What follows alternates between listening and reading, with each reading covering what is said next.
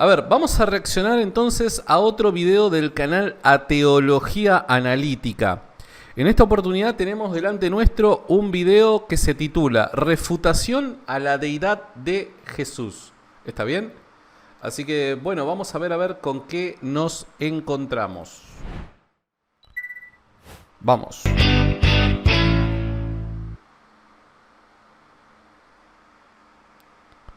A Teología Fantasma. No entiendo el porqué del título. Hola, ¿qué tal? Bienvenidos nuevamente a mi canal. No olvides suscribirte y darle like. Eso tienen que hacer en Rincón Apologético. A los principales argumentos teístas, el cristianismo no es un tema simple de abordar, por lo que considero que un video sería insuficiente para todo lo que hay que hablar. Mi intención no es ofender y mucho menos hacer hombres de paja al respecto, pero sí dejar claro que el cristianismo es insostenible, contradictorio y para nada una religión admirable. Su historia está llena de sangre, poder y odio. No es diferente a otras religiones que se impusieron de forma totalitaria y hegemónica por medio de la destrucción.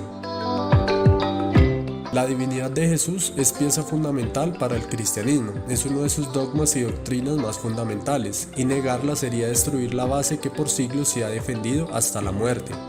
Según la tradición cristiana, Jesús es la segunda persona de la Trinidad, siendo el Padre la primera y el Espíritu Santo la segunda. Ninguno es más importante, poderoso o perfecto que el otro, ya que son un mismo Dios que se manifiesta en tres personas diferentes. Para la Iglesia, esta es la naturaleza misteriosa de Dios, y aunque difícil de entender, constituye la verdad revelada en las Sagradas Escrituras que los teólogos han tratado de descifrar por siglos.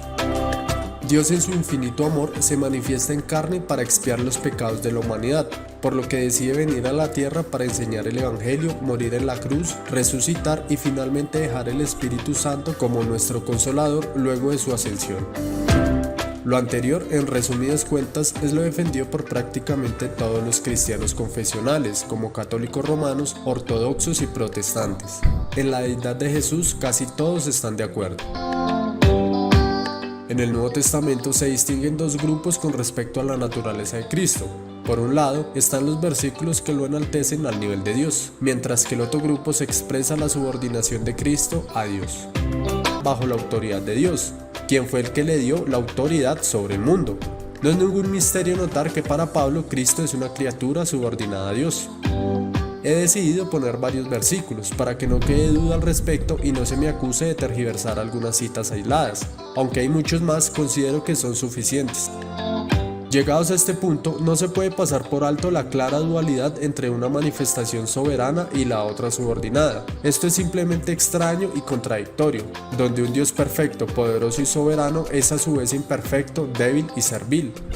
¿De qué forma se podría resolver esta dualidad sin afectar la supuesta naturaleza santa de Dios? La respuesta está en lo llamado unión hipostática, donde Dios tiene dos naturalezas, una divina y una humana. La subordinación supuestamente la hizo con su naturaleza humana.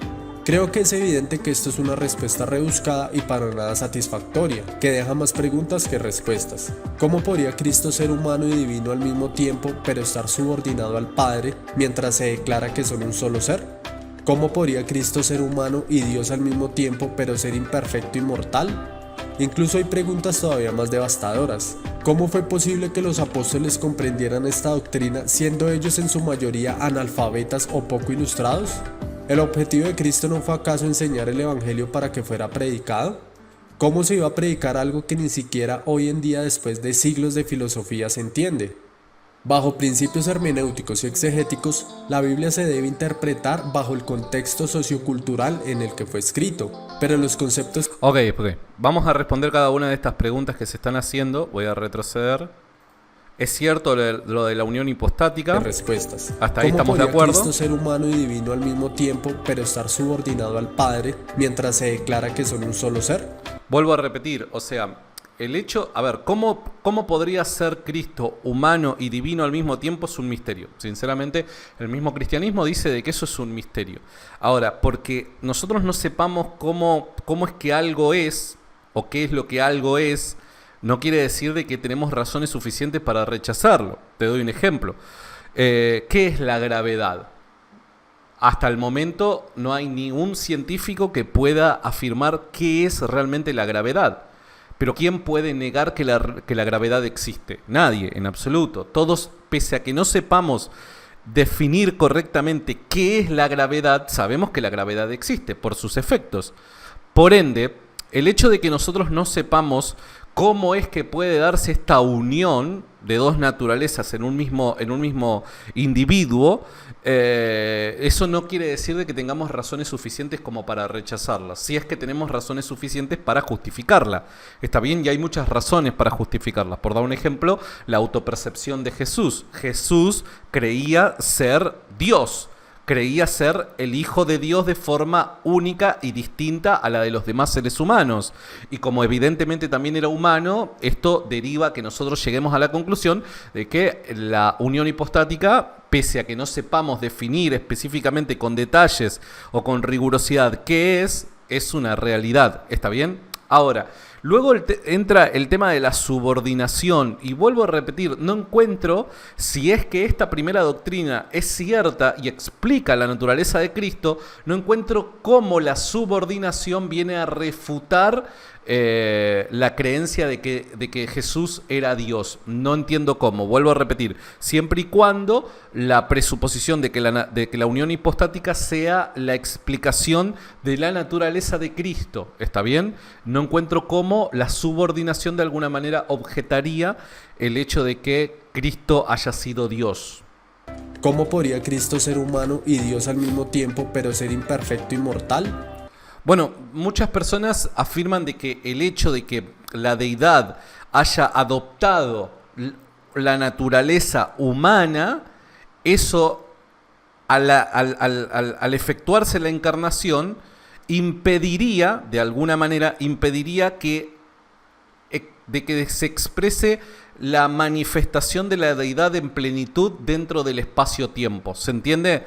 Es medio complejo de entender, hasta para mí, obviamente, pero esto es lo que dicen muchas personas entendidas en el tema, que el hecho de que la encarnación se haya efectuado dentro de esta realidad espaciotemporal no limita a la deidad, sino que simplemente no permite de que haya una expresión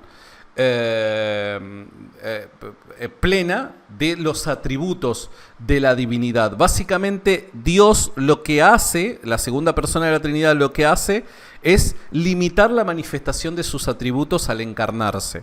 Pero, vuelvo a repetir, esto no quiere decir de que sea sencillo, ni para nosotros los cristianos, poder asimilarlo, ni tampoco, mucho menos, explicarlo. Incluso hay preguntas todavía más devastadoras. ¿Cómo fue posible que los apóstoles comprendieran esta doctrina siendo ellos en su mayoría analfabetas o poco ilustrados? Bueno, esto me parece muy fácil de responder, ¿no? ¿Cuál es la razón por la que dicen de que los apóstoles eran analfabetos o poco ilustrados? Es la referencia de Hechos capítulo 4, donde los mismos sacerdotes que conformaban el Sanedrín dicen de que estos pertenecían al vulgo y no habían sido educados, ¿no? ¿Educados en qué aspecto? No habían sido educados en términos religiosos, no habían recibido una educación formal religiosa. Entonces se cree que los apóstoles eran personas teológicamente analfabetas, ¿no? Ahora, la pregunta es, ¿esto es realmente una buena explicación de la realidad de los apóstoles luego de haber vivido con Jesús durante probablemente 3 años de su ministerio? No, en absoluto. ¿Por qué? Porque pese a que no recibieron una educación formal religiosa según las bases o fundamentos del judaísmo del siglo I, esto no quiere decir de que hayan sido poco ilustrados luego del ascenso de Jesús a los cielos, dado que pasaron probablemente 3 años de su vida, día y noche, con Dios encarnado, caminando junto a ellos y educándolos según la cosmovisión cristiana, o lo que nosotros conseguimos ahora como cosmovisión cristiana, ¿no? Imagínense caminar día y noche durante 3 años con Jesús, Dios encarnado, el Hijo de Dios en la tierra, teniendo la posibilidad de poder conversar con Él y demás. Obviamente era constantemente, minuto tras minuto, una universidad al alcance de nuestra mano, ¿no? Entonces, Y eso sin contar que luego de que se efectúa la resurrección, Jesús pasa con los apóstoles 40 días enseñándoles los misterios del reino. Por ende, asumir de que los apóstoles, luego del ascenso de Jesús a los cielos, eran poco ilustrados en términos religiosos, me parece de que es desconocer las implicaciones de haber caminado junto a Jesús durante 3 años de sus vidas. ¿El objetivo de Cristo no fue acaso enseñar el Evangelio para que fuera predicado? Sí, pero a ver, ¿cómo continúa? ¿Cómo se iba a predicar algo que ni siquiera hoy en día, después de siglos de filosofía, se entiende? Bueno, pero es que la fe no requiere que todo pueda explicarse de forma rigurosa. El cristianismo jamás fue racionalismo. El cristianismo es una fe racional, pero no es racionalismo. ¿Qué quiero decir con esto? Que dentro de la fe cristiana creemos que hay mucho misterio. Por dar un ejemplo, ¿qué es Dios? Podemos de una manera limitada, basándonos en las limitaciones propias de nuestro lenguaje y realidad, hablar sobre los atributos de Dios, pero el lenguaje humano está limitado a poder describir toda realidad espaciotemporal. ¿Cómo podríamos de alguna manera aspirar a describir a la deidad? No se puede. Entonces, el cristianismo desde sus orígenes ha creído que es una fe racional, pero no es racionalismo. Por ende, no busca justificar todas sus creencias mediante la rigurosidad argumentativa, mediante a descripciones detalladas con respecto a la realidad de la deidad. No, jamás ha querido el cristianismo hacer esto. Mucho menos, porque esto lo podemos decir ahora, 2000 años después del ascenso de Jesús a los cielos, y luego de que el cristianismo adoptara conceptos filosóficos de los griegos como para poder explicar mejor su teología. Pero mucho menos durante el tiempo de la predicación apostólica, donde todavía la influencia de la filosofía griega no había afectado la predicación cristiana. ¿Está bien? No porque de alguna manera la predicación cristiana se haya paganizado, sino porque los conceptos filosóficos fueron útiles para poder describir con mayor detalle toda la teología cristiana. Entonces el cristianismo utiliza como instrumento los conceptos filosóficos griegos, pero no se paganiza, ¿está bien? Porque muchas veces se cree eso y eso es un error. Ahora, en el tiempo de los apóstoles todavía dicho recurso no había sido implementado a la predicación. El cristianismo jamás pretende describir rigurosamente cada uno de los misterios que conforman su fe. Entonces, me parece de que la pregunta no tiene sentido. Bajo principios hermenéuticos y exegéticos, la Biblia se debe interpretar bajo el contexto sociocultural en el que fue escrito, pero los conceptos filosóficos utilizados en esta interpretación fueron inventados siglos después, por lo que es un anacronismo confuso e injustificado. No fueron inventados. Esto es un error. Porque que se hayan desarrollado ciertos conceptos e ideas no quieren decir que se hayan inventado. Por dar un ejemplo, la Trinidad o la Encarnación no encuentran en el texto del Nuevo Testamento, no encuentran una explicación detallada. El Nuevo Testamento no trata de explicar qué es la Trinidad o la Encarnación. No tiene esa intención. Ninguno de los 27 libros que lo conforman. Pero sí aparece la creencia de la Trinidad.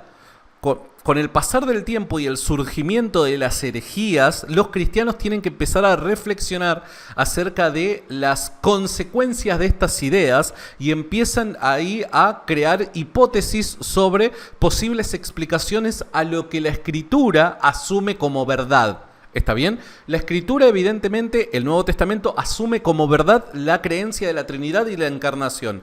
Es ahí en donde, en un ejercicio reflexivo, los cristianos de mediados del siglo II en adelante empiezan a meditar acerca de cuáles son las implicaciones de estas creencias y empiezan a proveer mejores explicaciones y más detalladas según lo que permita la razón humana y las limitaciones del ser humano, ¿no? Poder acercarse. Pero no es que son doctrinas inventadas, no, son doctrinas desarrolladas por el surgimiento de herejías como el arrianismo y cosas por el estilo.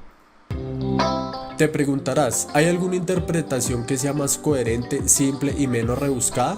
Por supuesto, para empezar, hay que tener claro las ideas filosóficas y religiosas de la época, donde proliferaba el gnosticismo. Bueno, a ver, esperen. Hay otro punto que es muy importante. Es cierto lo que plantea el muchacho del video sobre algunos pasajes, y principalmente aquel pasaje en donde Jesús desconoce el día y la hora, ¿no?, que causan discusión aún dentro de los círculos cristianos. Es cierto. De hecho, por causa de estos pasajes difíciles de poder explicar, es que a partir de mediados del siglo II, muchas herejías empiezan a salir a la luz. Muchos maestros itinerantes empiezan a predicar ciertas herejías, pero valiéndose en estos pasajes. Entonces, para el cristianismo nunca fue fácil poder propiciar una respuesta a estos pasajes. Ahora, quiero decir dos cosas mediante esto que estamos asumiendo como problemático. Primero, si el cristianismo hubiese sido una religión inventada por un fulano de tal que se dedicó a crear esta religión para fines personales, la pregunta es, ¿por qué crearía en sus textos estas historias o estos relatos tan problemáticos teológicamente hablando a la hora de conciliar todo el texto y lo que el texto afirma sobre la naturaleza de Cristo? Si esto hubiese sido una creación voluntaria, una ficción creada por algún individuo anónimo, claramente este tipo de dificultades no se encontrarían en el texto, porque sería perjudicial para su objetivo final. ¿Se entiende? En principio eso. Entonces estas dificultades demuestran de que el autor de los evangelios, o los autores de los evangelios, tenían una honestidad intelectual al describir y relatar todo lo que Jesús dijo, más allá de que al presente probablemente no se pueda explicar de forma correcta cuál es su significado. ¿Está bien? Esto demuestra honestidad intelectual por parte del autor. Por otro lado, también tenemos los pasajes en donde Jesús afirma ser Dios.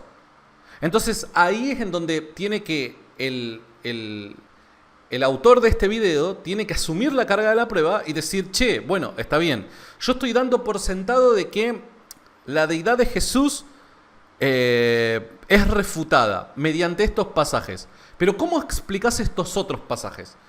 Porque lo mismo que se nos pide a nosotros, que de alguna manera se concilie unos pasajes con otros y de no poder hacerlo, queda refutada supuestamente la deidad de Jesús, nosotros también le pedimos a los negadores de la deidad de Jesús que reconcilien estos pasajes con estos otros, que no nos olvidemos de estos otros. Y que son muchos más los pasajes que afirman la deidad de Cristo que los que parecen traer problemas o ser problemáticos para el desarrollo de esta creencia. ¿Está bien? Porque los pasajes que resultan ser problemáticos para la creencia de la deidad de Cristo son probablemente 2 o 3 a lo sumo en los evangelios. En cambio, los pasajes en donde Jesús tanto enseña sobre su deidad como así también actúa o lleva a cabo ciertas actividades que son propias de Dios, son un montón. Entonces,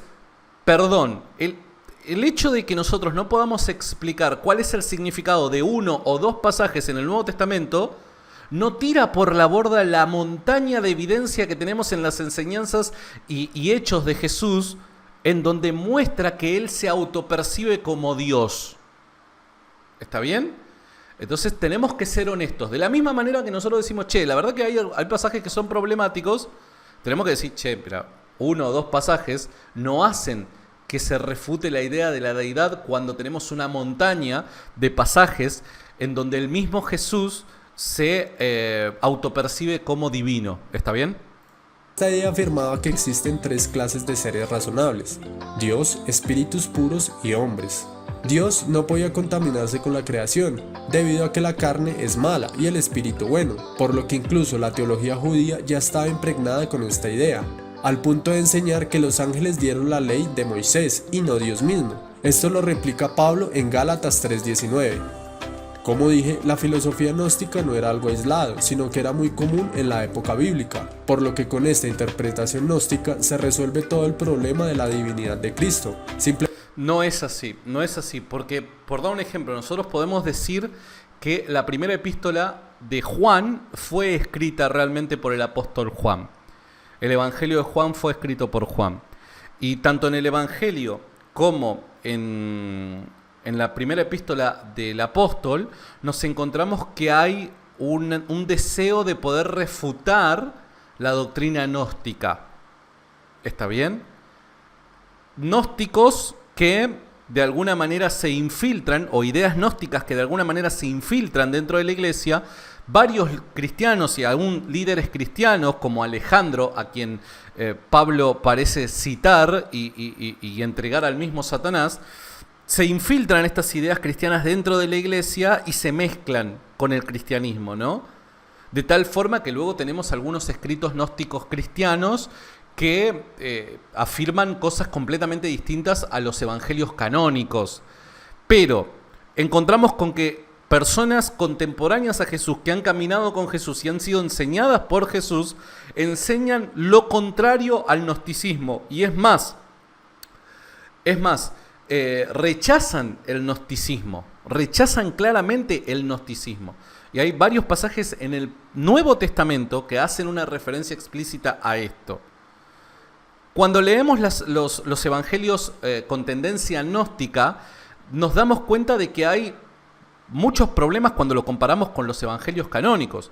Primero y principal, los evangelios canónicos, Mateo, Marcos, Lucas y Juan, sabemos quiénes lo escribieron. Pese a que los documentos son anónimos, nosotros sabemos quiénes lo escribieron. Y lo escribieron personas que o caminaron con Jesús o que tuvieron contacto directo con quienes caminaron con Jesús. Por ende, el conocer quiénes son los autores de estos evangelios a nosotros nos ayuda a tener la confianza de que estos documentos enseñan realmente cuáles han sido las enseñanzas de Jesucristo. Ahora, la pregunta es, los evangelios gnósticos, llamados apócrifos, ¿no? ¿Realmente sabemos quiénes los han escrito? No, pese a que aparecen como el Evangelio de Tomás, el Evangelio de Felipe, el Evangelio de Pedro y demás, sabemos de que son pseudoepígrafes. O sea, el autor utiliza el nombre de un famoso para la época para simplemente que su texto o el documento que escribió gane credibilidad y popularidad. Pero sabemos de que pero sabemos que no sabemos quiénes han escrito los diferentes evangelios con tendencia gnóstica que hay. ¿Está bien? Segundo, fíjense qué llamativo que es, porque los evangelios gnósticos por lo general tienen nombres de personas que han sido relevantes para el cristianismo primitivo, como Pedro, como María Magdalena, como Santiago, como Tomás o cosas por el estilo. En cambio, los evangelios canónicos tienen otros autores que no parecen ser tan distinguidos en la era apostólica. Por dar un ejemplo, Marcos ni siquiera había, según los cristianos más antiguos, Marcos ni siquiera había conocido al Señor. Recopila las memorias de Pedro, pero es el Evangelio según Marcos. Lucas, ¿quién es Lucas? Otra persona que probablemente ha sido evangelizada por Pablo, pero no es una persona distinguida en la era apostólica. Mateo, un publicano que dentro del grupo de los 12 era del segundo orden, ni siquiera era de los más importantes. Por ende, fíjense acá a la hora de comparar quiénes son los supuestos autores. Nuevamente, los evangelios canónicos, al atribuirle la autoría a estos individuos, está mostrando honestidad intelectual, porque no busca que estos documentos sean respaldados por los nombres de los grandes apóstoles que pudieron haber sido Santiago, Pedro, etc. Sino que asume que son personas que o no conocieron a Jesús en persona, como Marcos y Lucas, o que fueron personas con baja reputación como lo fue Mateo. Pero por otro lado, es llamativo, recordemos el evangelio o el pseudoevangelio, mejor dicho, según Tomás, arranca diciendo que estas son las enseñanzas o palabras que Jesús le dijo en secreto a Tomás, en secreto.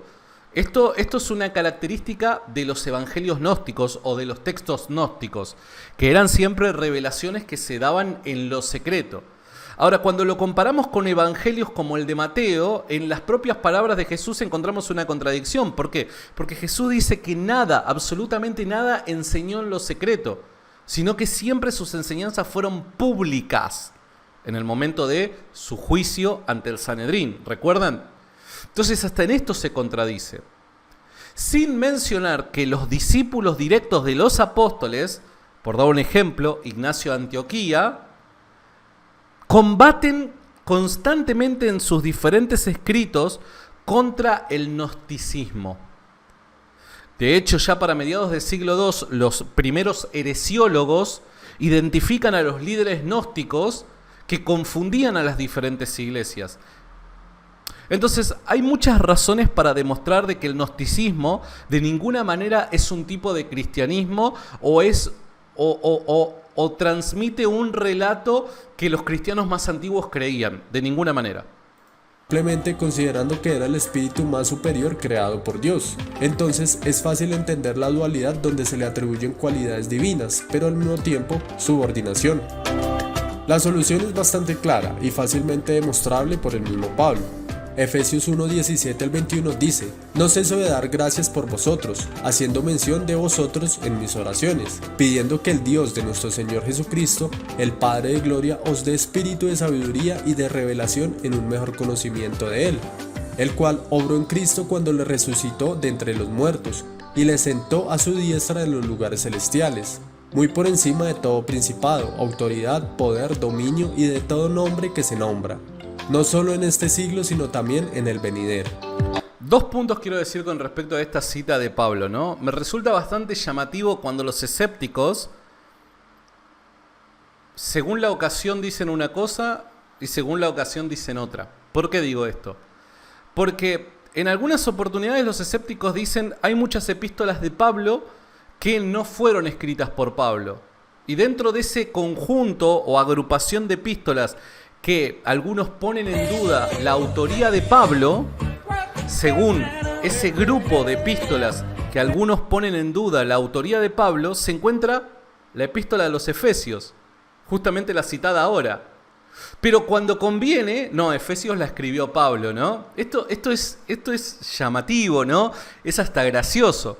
Y por otro lado, recordemos de que si tenemos un amplio corpus de literatura paulina, tenemos que entender los textos de Pablo según su propio contexto, según su propio corpus doctrinal, ¿no? En las diferentes obras escritas por él.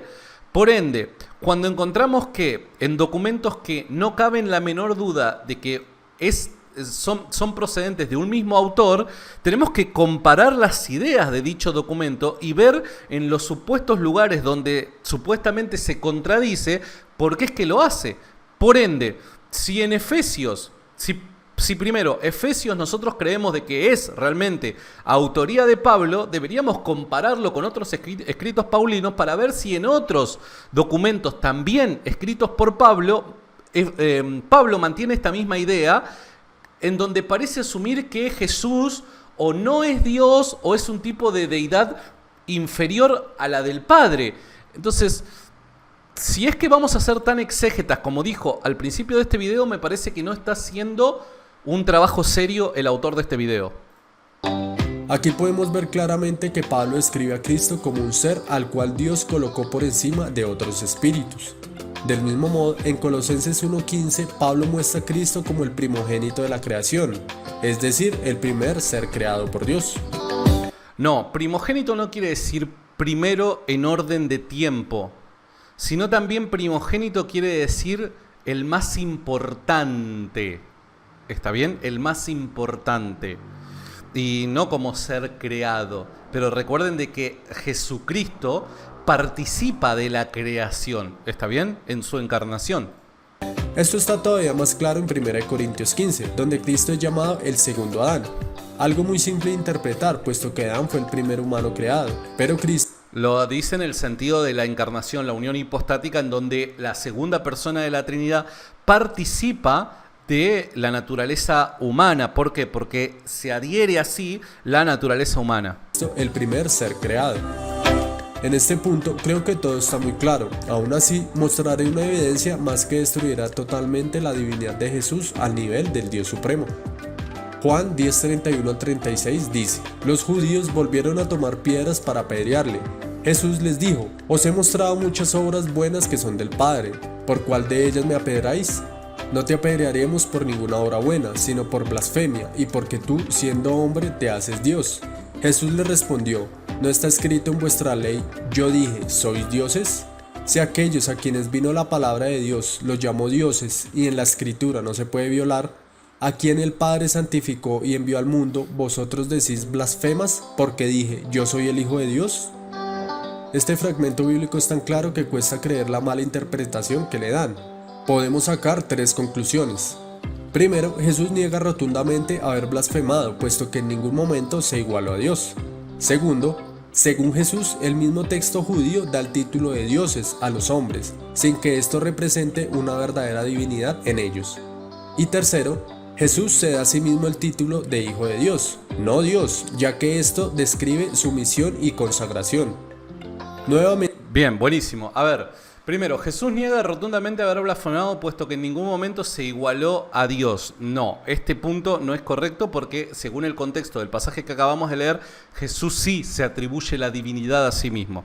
Yo me quedo más con el punto número 2. Según Jesús, el mismo texto judío da el título de dioses a los hombres, sin que esto represente una verdadera divinidad en ellos.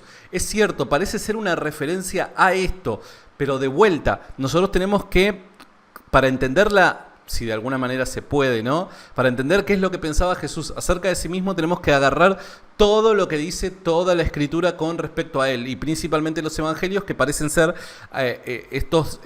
descripciones históricas del ministerio de Jesús.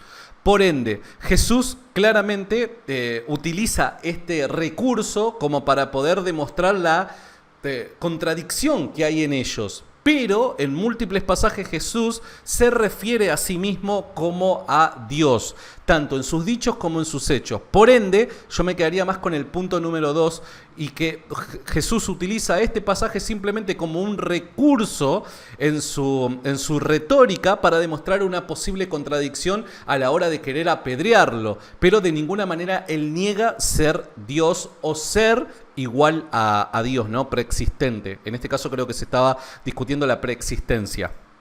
Hay más versículos que apoyan esta interpretación, pero no es necesario abordarlos, ya que considero que todo está claro. Lo que he dicho en este video no es una interpretación que me saqué de la manga, sino que desde la época de los padres de la iglesia se debatía este tema. Eso es cierto, eso es cierto. Todas estas objeciones no son propias del autor de este video, sino que la historia de la iglesia ha lidiado con este tipo de planteos desde que la iglesia es iglesia, ¿no? Primero por Orígenes y después por Arrio y Eusebio, quienes negaban rotundamente la divinidad de Jesús, pero pronto fueron censurados debido a intereses políticos. Por esto se derramó sangre, y concilio tras concilio fundamentó la doctrina de la Trinidad y divinidad de Jesús. La única razón de peso por la que estas doctrinas llegaron a nuestra era no fue porque se encontraban en la Biblia, sino porque el Imperio Romano ganó la guerra contra los que se oponían a ellas. Bueno, a ver, para. Eso último que acaba de decir, ya la... Que el Imperio Romano ganó la guerra por intereses políticos. Por esto se derramó sangre, y concilio tras concilio fundamentó la doctrina de la Trinidad y divinidad de Jesús. La única razón de peso por la que estas doctrinas llegaron a nuestra era no fue porque se encontraban en la Biblia, sino porque el Imperio Romano ganó la guerra contra los que se oponían a ellas. Amigo, o sea... En el Concilio de Nicea se establece de forma oficial que Jesús era Dios. Y hasta el Concilio de Nicea no existe ningún tipo de guerra cristiana o el cristianismo utilizando la fuerza. Hacía muy poquitos años que Roma le había permitido a los cristianos vivir en paz. En el Edicto de Milán, ¿se acuerdan? En el año 313, si yo no me equivoco. Entonces no hubo guerra hasta ese momento. Y en el 325, en el Concilio de Nicea, se establece de manera formal, ante el avance del arrianismo, que Jesús era Dios. Entonces la idea no se formaliza por causa de derramamiento de sangre o la violencia ejercida hacia los grupos que no creían estas cosas. No, ahí la pifiamos.